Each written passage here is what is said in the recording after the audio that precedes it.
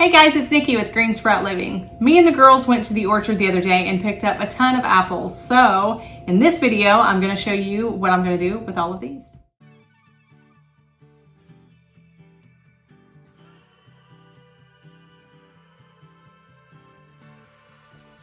So I'm going to start by rinsing off my apples really well.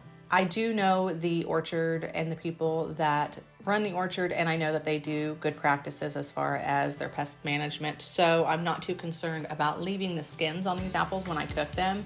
I'm just going to go ahead and get out any of the extra seeds and a little bit of the core. You probably wouldn't have to. You could just chop these up because when you put them through the food mill, you're going to separate all of that anyway. So I'm just going to go ahead and continue chopping these up, washing them, and getting them ready to get on the stove.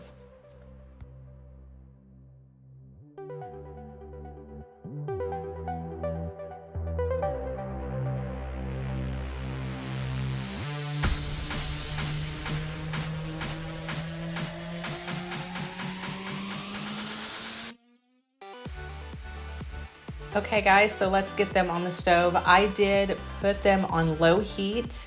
I didn't have to add any water or anything. I just continued to stir them up every so often. I put the lid on and then I let them cook slowly for about 5 or so hours. And then I came back to them, and this is my food mill. This is one of my favorite canning devices or whatever. It is called Good Grips. I'll link it in the description because I am a big fan of this.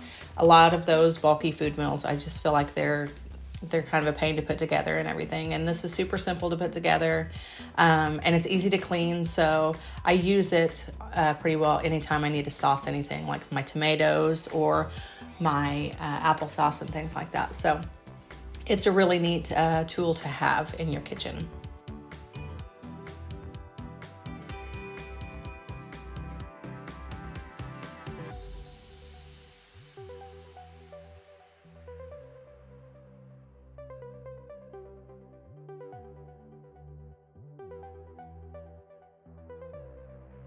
It separates all of the pulp from the skins and the seeds and the things that you don't want. So I'm sure there's something you can use the extra pulp for, especially if you had chickens or something like that. I would assume that you could feed them that.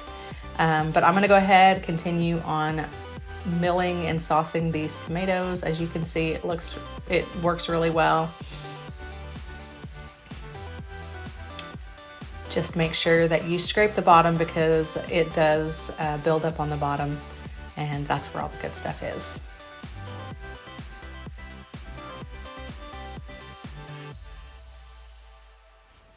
So I have washed my jars and my lids with hot soapy water, and I'm just going to fill up each one of these jars. I do keep the applesauce heated up because I don't want to put it into the canner at room temperature. I want to keep it hot. As I fill these jars up, when I'm finished, I'm going to wipe off all the lids or all the rims really well. And then I'm going to put my lid and my ring on it and then get it put in the pressure canner. I didn't season this applesauce. This is just unsweetened plain applesauce. Now, I do use it a lot for cooking and baking and things, so I don't want to have any kind of flavor with it. So this is just my batch for baking. I will make other batches that I season with maybe some cinnamon and sugar. So, but for right now, I'm just doing this batch.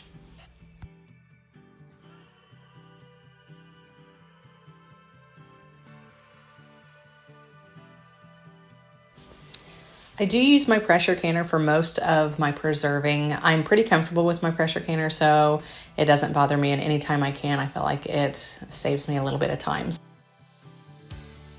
First thing you need to do is fill up the pressure canner with 3 quarts of water. So I'm gonna go ahead and get that done and get that up to temperature. And then go ahead and get my jars into my canner when it gets hot and up to temperature. I had a little helper here, so she wanted to help make applesauce, so I put her to work. But I did get 7 jars. My canner will hold 7 jars, quart jars at a time.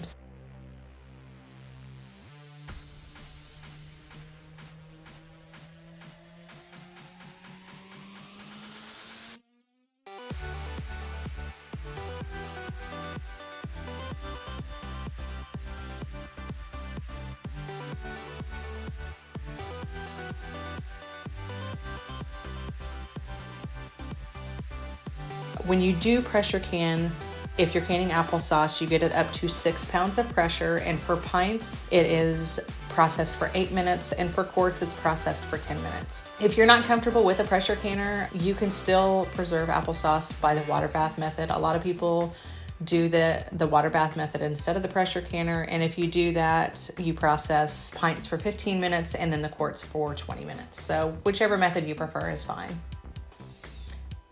So I'm gonna get all of these out, and I have another batch to go, and then that will be my process.